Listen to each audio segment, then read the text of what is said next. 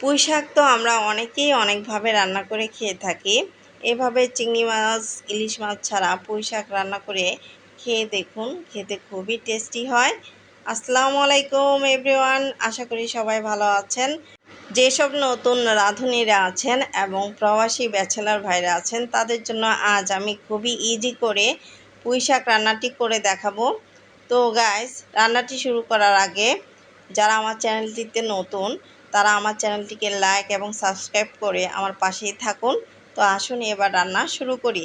তো আমি ফার্স্টেই কিছু পুঁই শাক আমার পছন্দ মতো এখানে কেটে ধুয়ে পানি ঝরিয়ে নিয়েছি।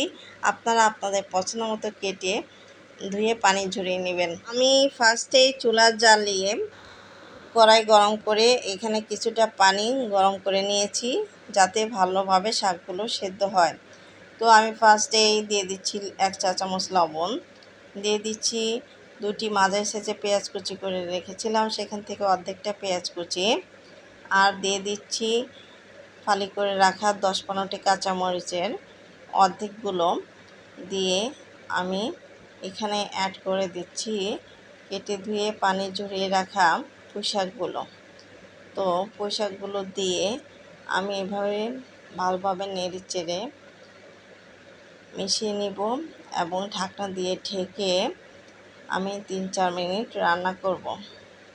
তো এইভাবে 3-4 মিনিট পর আমি শাকগুলো একটু নেড়ে চেড়ে দিব, দিয়ে আবার ঢাকনা দিয়ে ঢেকে আবারও 3-4 মিনিট রান্না করব। দেখুন গাইস, আমার শাকগুলো প্রায়ই হয়ে গেছে। এখানে আমি আর 2-3 মিনিট এভাবে সেদ্ধ করব শাকগুলো, যতক্ষণ না ভালোভাবে শাকগুলো সেদ্ধ হয়। তো গাইস, সেদ্ধ হয়ে গেছে আমার শাকগুলো। এখন আমি শাকগুলো একটি চালনের মধ্যে ঢেলে নিচ্ছি যাতে পানিগুলো ঝরে পড়ে যায়। তো আমি এভাবে একটু চেপে চেপে পানিগুলো ঝরিয়ে নিব।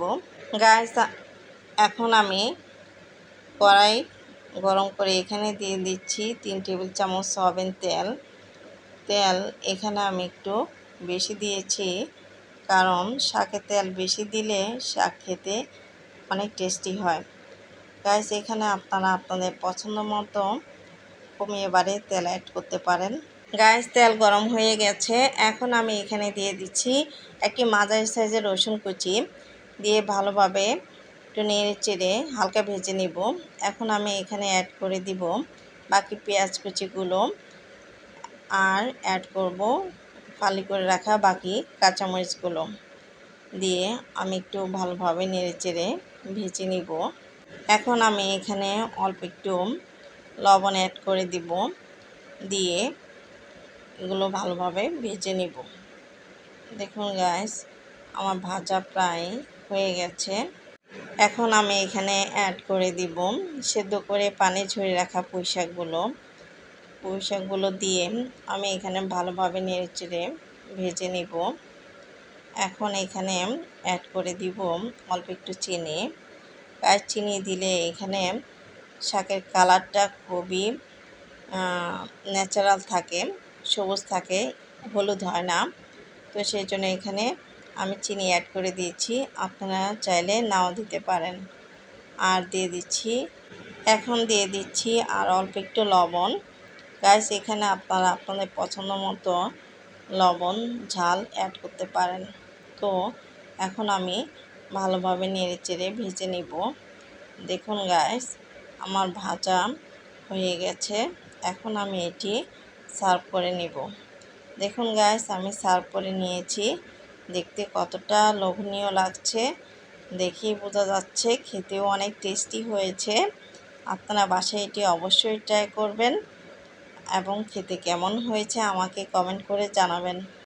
গাইস, নেক্সটে আর কোন কোন খাবারের ভিডিও আপনারা দেখতে চান আমাকে কমেন্ট করে অবশ্যই জানাবেন। তো আবারও দেখা হচ্ছে নতুন কোনো ভিডিওতে ইনশাল্লাহ। ততদিন পর্যন্ত ভালো থাকবেন, সুস্থ থাকবেন। আল্লাহ হাফেজ।